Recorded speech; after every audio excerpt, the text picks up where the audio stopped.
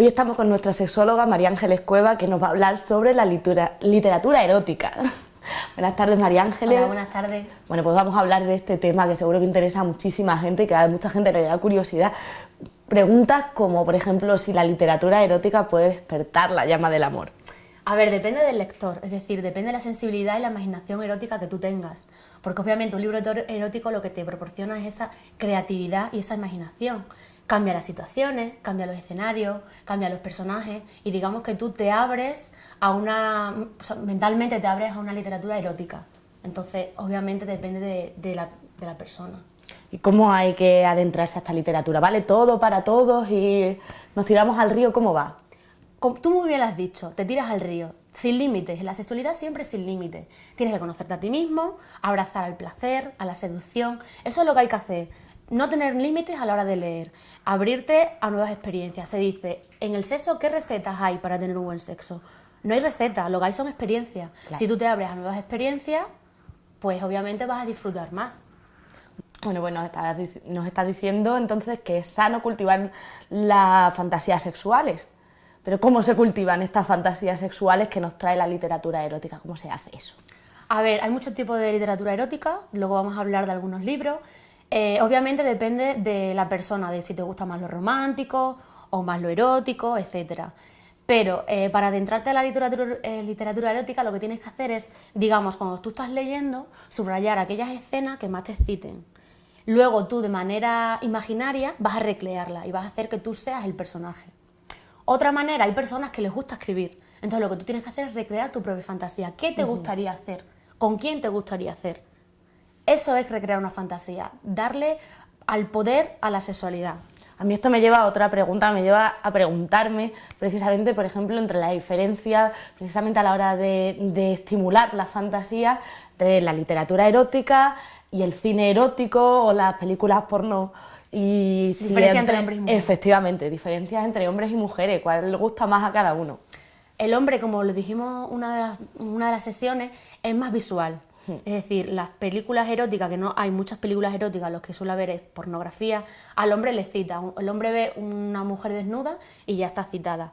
Ya está citado, perdón. Sin embargo, la mujer necesita algo más. De ahí que la literatura erótica sea más leída por mujeres. ¿Por qué? Porque recrean un escenario, recrean una situación, hay personajes, hay esa mezcla esos sentimientos y esas emociones que la mujer necesita, todos los sentidos. El visual es importante, claro que lo es, pero una mujer ve un hombre desnudo y no tiene por qué excitarse. Probablemente sí, pero no existe a lo mejor un porcentaje tan elevado como con los hombres. Esto me lleva a una pregunta muy friki, ¿vale? Porque hay una serie en la que salía una técnica para ligar, para llevarte a las mujeres a la cama, que es la del hombre desnudo, que es como conocía a vuestra madre. ¿Funcionaría realmente que de pronto apareciera un hombre desnudo ahí en medio de tu salón? Pues hombre, igual lo consideraríamos como un exhibicionista y diríamos, pero este chico, ¿qué hace? ¿Te sentirías sorpresa, miedo, pánico? O quién sabe, igual te excita, ¿no?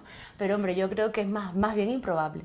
A no ser que sea el chico de tu vida, claro. Claro, pero eso ahí ya juega con ventaja. Sí. Bueno, y hablando de literatura erótica, que es de lo que estábamos hablando, tenemos que mencionar el famosísimo 50 sombras de Grey. Sí. ¿Qué opinión te merece este libro? A mí este libro lo principal es que ha sido un boom literario, ¿no? Ha hecho que las mujeres le levante la libido y se despierte esa fantasía que no existía. Y de hecho a diferentes rangos de edad, así que es cierto que más bien hacia los 40-50 años son las mayores lectoras. En eso yo le tengo que dar las gracias a este libro. Ahora bien, digamos que el escenario principal es el sado o el masoquismo. Entonces yo creo que para poder recrear las fantasías sexuales deberías de recrearlas de otra manera, es decir, que fueran más amplio o que pudieras describir las escenas de una manera más erótica y no infligiendo dolor, que es como hablaba las 50 sombras de Grey, ¿no? Y tú no tienes que transformar a una persona a otro tipo de ideología solo para poder disfrutar. Tú puedes tener fantasías sexuales en diferentes sitios, de diferentes maneras, y no tienes por qué infligir ese dolor. Sí, porque el libro trata de eso, de la iniciación al sado, de cómo van cambiándole los gustos a una persona y esto es llamativo, cuando menos. Claro, de hecho, no hay que diferenciar los roles que tú puedas tener o que puedas iniciar una relación sexual. Tú puedes tener una fusta y jugar, un látigo, es decir, eso es erótico. Una esposa. Unas esposas, un plumero. En fin, y eso no es lo mismo, obviamente, que el sado.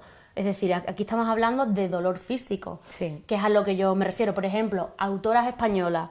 Yo quiero hablar de dos. Megan Maxwell, que tiene una trilogía que se llama Pídeme lo que quieras, y Olivia Hardy, que su último libro se llama Regálame París. Son autoras que a mí personalmente, no a todo el mundo tiene por qué gustar, a mí me gustan porque recrean fantasías eróticas las mujeres, que son normalmente los principales personajes, y luego le dan la realidad a esa fantasía. Y hablan del placer sexual, de cómo se hace una cena, etcétera. No tiene por qué infringirse, que es lo que te digo, el dolor físico que se infringía en el otro. Y no todo tiene que acabar como un príncipe azul, de que tú transformas al príncipe Claro. o el príncipe... Quizás se juega mucho con ese mito, Sí, ¿no? ¿no? El del final feliz, tiene después que de todo el dolor. Tiene que ser un chico guapo, rico, no tiene por qué darse... Es decir, una persona normal y corriente puede ser igual de excitante que una persona físicamente a lo mejor más cuadrada, ¿no? Por así decirlo. Hablábamos también del libro de las edades de Lulu, que lo Por comentaste, ejemplo, la historia de O, por ejemplo. que son libros también que son interesantes, incluso literariamente hablando, que quizás aquí pueda estribar también la diferencia, que da un realismo a los personajes. Exactamente, justamente. De hecho, son literatura erótica clásica, de hace muchísimos años. Parece que ahora de repente se ha despertado ese erotismo. No, es que la literatura erótica está desde siempre. Lo que ocurre es que a lo mejor ciertas personas, sobre todo en el grupo de las mujeres, digamos que no se había despertado lo que te digo, esa fantasía y esa libido. Como que el tabú de la sexualidad seguía existiendo y hasta ahora no se había descubierto, que a eso le tengo que dar las gracias a 50 sombras de Grey. Pero sí que es cierto, como tú dices, la edad de Lulu está hace muchísimos años, o muchas otras ramas de literatura.